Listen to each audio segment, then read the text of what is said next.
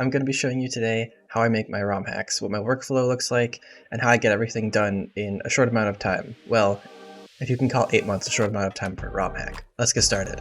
I typically like to start by having a documentation sheet that tells me everything that I need to do and where I am in my development process. I typically start by doing a progression sheet. This tells me where every gym leader is going to be, what the level cap is, and the general progression of trainers. Here you can see that I've only done the first split of the game and I have an approximate level for all the trainers that we're going to be facing.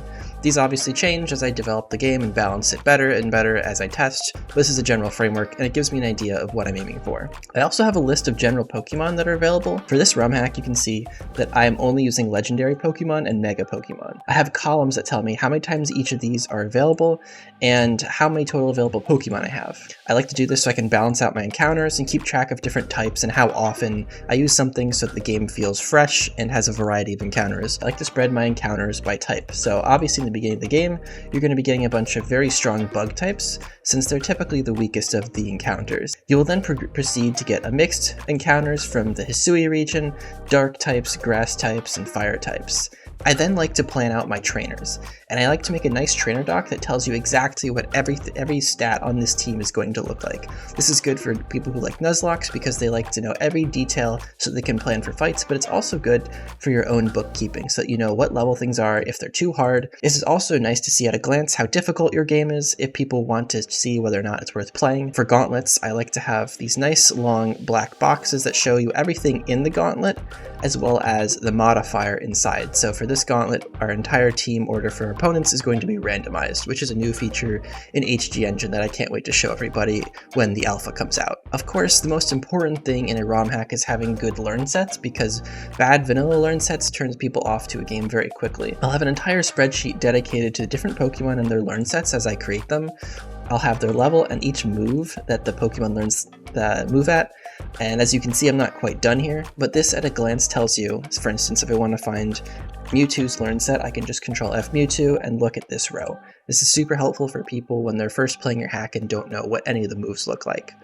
I also have a stat type and ability chart, and this is exported directly from PokeEditor, which you can watch in another video that I'll make soon, and this is all done automatically using software, so I don't have to type in thousands of lines of code. I also will have a planning tab, and this will keep track of different things like variables for scripts, things I need to do, and map screenshots to make sure that I know exactly how things are going to be lined up. This tab usually gets filled with lots of junk, but it's good for just brainstorming ideas.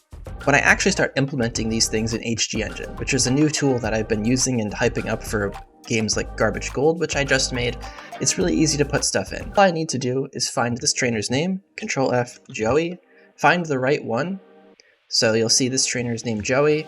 I'll put in all the data and then I will copy straight from these lines into this slot. And it's really easy to make sure that I have the correct Pokemon because I have this sanity check in my documentation, which is why you always want to document your hack before you actually put it in the game. Before I do this, however, I always do my mapping first because I like to know what my map's going to look like, which helps me thematically place my Pokemon for different encounters as well as different trainers.